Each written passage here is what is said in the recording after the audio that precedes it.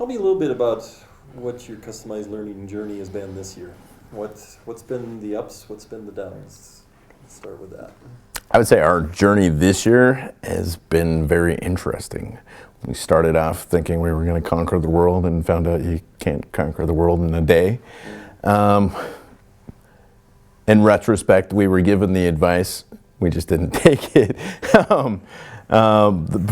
The main thing that we focused on this summer, we came up with the teachers at our school were going to offer more choices to the students. And as a result of that, we all thought we had a great plan and getting choice boards built like Josh and some other people had talked about and demonstrated. But Josh also said it took him 6 years to get his choice boards built. And we were thinking, well, we could do half as much in a year.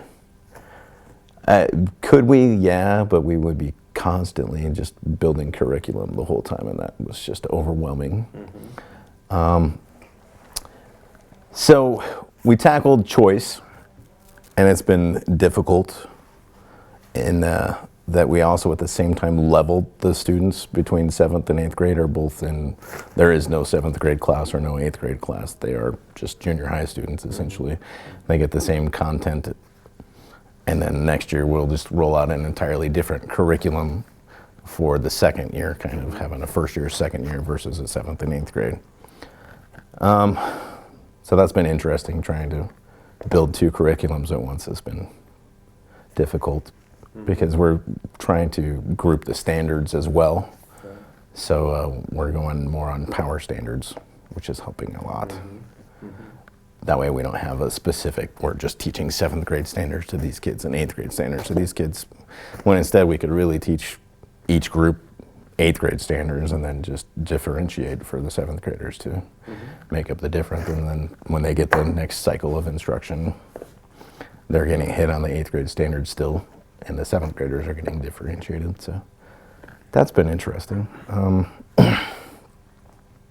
Organization-wise has been the biggest difficulty, I think. Trying to figure out how to give the students choice, and where each one of those choices is rigorous and actually meets some sort of learning objective versus just busy work has been the hard part. Do you find with English you can cluster the standards, and does it work to really bring 7th and 8th grade together working on the same things, or are there some challenges with doing that? I think as far as the standards go, we're just going with the 8th grade standards is all I'm really essentially grading the kids on. And because Commons Core is worded so closely, and there's only a couple of tweaks between 7th and 8th grade, really, I would imagine, in most subjects. So it's, if you just get the ballpark and drill down on the 8th graders more on the specific change, and then you can just kind of let the 7th graders slide into it and develop it over 2 years versus 1 year. I think it's going to have benefits in the long run as far as that goes. With the choices that students have, do you find that kids are making appropriate choices, or is it impacting the kids in the way they approach school by giving them choice? Well, that's a tough one.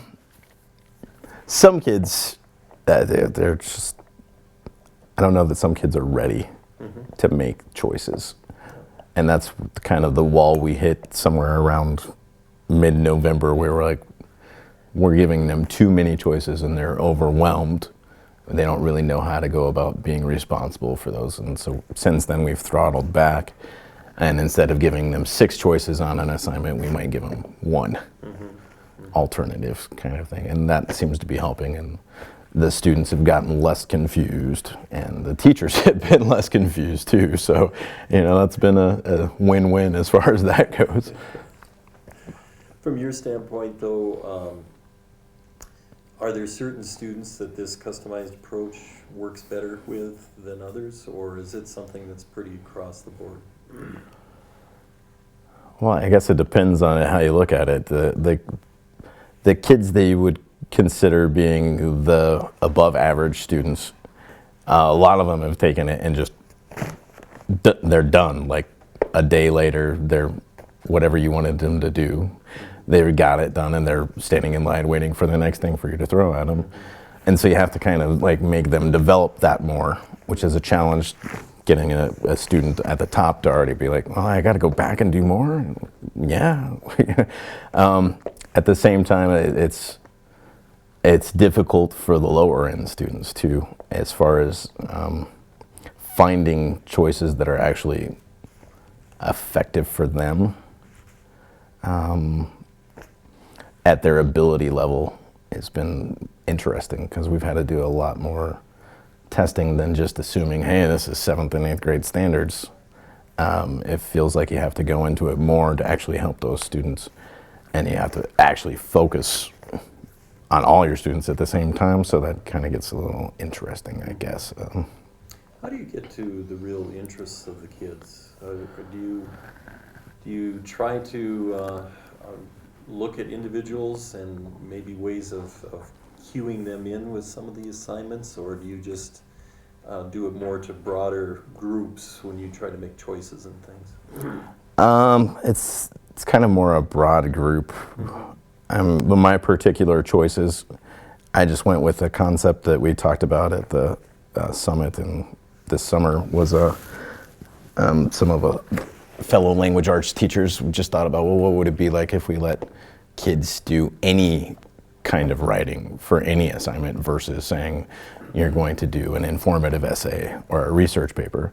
Well, who's saying you can't do a research paper when you would traditionally assign an informative paper or a narrative instead? So I started off with, they would have 6 different choices in all 3 major forms of writing at a 7th and 8th grade standard. They had the choice to do any of them. And then I've kind of backed up since then and said, okay, for the rest of the year, I'm going to kind of point you in the direction I want you to go in. But as far as what you choose to pick, it'll be more on your interests instead of the particular kind of writing. Particularly with English teachers, if you had an English teacher wanting to get into customized kind of learning, what would be your advice to them? How would you guide them as to how to start and what things to avoid? Oh boy. I guess the biggest thing to avoid would be, as you've said it to us when you've talked to us, is don't reinvent the wheel. You've got stuff there. It's just a matter of looking at it from a different direction. Small groups and one-on-one instruction is customized learning. I mean, people just have to realize that what they're already doing to some extent is already customized. Differentiating for different ability levels is customized learning. You just have to incorporate all of that at once, and sometimes it seems a little overwhelming, especially when you try to offer them like 6 different choices at the beginning of the year, and then you're just baby steps very much is the approach that I would take.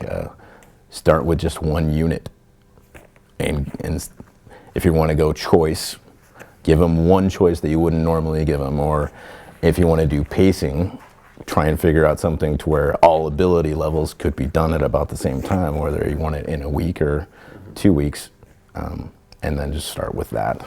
This would be my recommendation. Do you think there are unique challenges within English compared to other subject areas? I feel like there is. I don't know that that's necessarily fair to say, but I really do feel like there is, just because English is cyclic. I mean, you learn skills in 1st grade and you just keep repeating those skills and building on them. So in a way, there is no new content like there is in math. I mean, in math, you go from adding and subtracting, and then you're multiplying and dividing, and the next thing you know, you're adding and subtracting and dividing in a 1 number sentence, and you've got algebra, you know. And English, I mean, you can build different types of sentences and stuff like that as far as the language goes, but really then it's just more of a, I guess, developing the skills that are already there. And that's kind of challenging when kids tend to think that they've mastered everything by 4th grade, you know. So that's a lot where you have to just rely on their interest and find topics that they actually enjoy. Do you do a lot more individual and small group work then with students? Is that fair to say, or? I try to do more individual work. I'm not very good at small grouping, I'll admit that. Mm-hmm. I tend to still lecture more than I would like to as far as that goes. I mean, it's just difficult for me to get away from that concept. Do you find your relationship with kids is a little bit different as you keep going down this road? Yeah, I've noticed like just going back to the lecturing comment, that when you give kids explicit instruction and give them a choice, it doesn't take them long to grab a hold of something and actually start developing it. And then when they actually have questions, then just visiting with them as you're walking around the room or something tends to handle like 3/4 of the learning probably, so you can progress away from the lecture a lot. Tell me about your journey with grading and mastery. What are you juggling or balancing, trying to move toward a mastery type approach as opposed to like a percentage grade?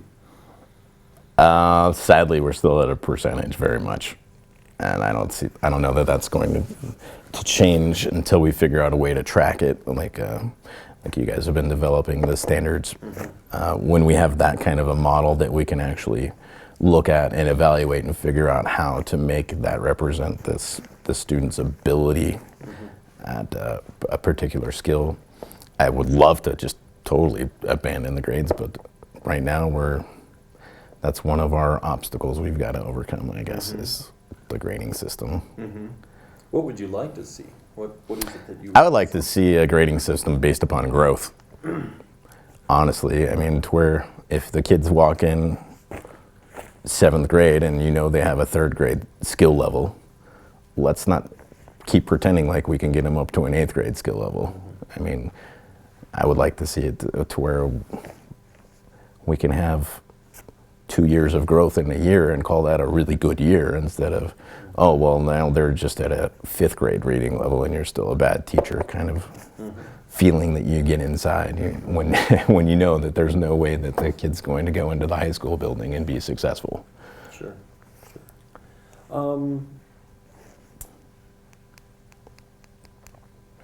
do you think you've changed over this process? I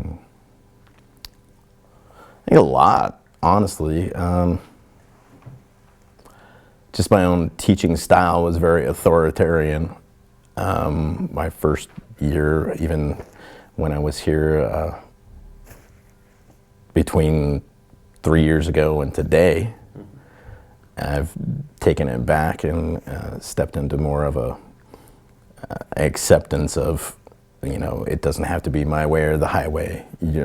There are different approaches to everything, and that's kind of why I actually enjoyed English in the first place, because there's 1,000 ways to tackle anything. So starting to realize that there's 1,000 ways for kids to learn, and an essay isn't necessarily how to do it every time, and neither is a spelling test. I mean, they can demonstrate those skills in a multitude of formats. You just have to be willing to accept it. How do you know when a kid's really mastered something? Well,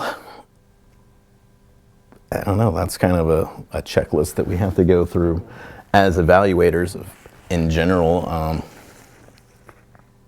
Is there more performance-based kind of criteria now? I mean, in the past, I think for many of us, it was the percentage on multiple choice or percentage on a written piece of text. But are there more things where you're dealing more to the kid's ability to demonstrate something?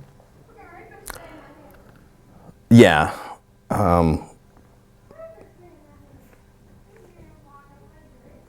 I think I look for mastery primarily in their writing, because we're in kind of a unique situation where we have a reading teacher. So, I mean, she specializes more in the reading half of the language arts, so I focus more on the writing half. And you can see mastery for certain standards, whether it's language or spelling, simply by what the kids write in a paper, you just have to be looking for it. That's the difficult part. I mean, I guess is when you're developing your lessons and stuff like that, do you just throw down every standard? I mean, that's kind of a question I've had since day one with the whole concept of customized learning.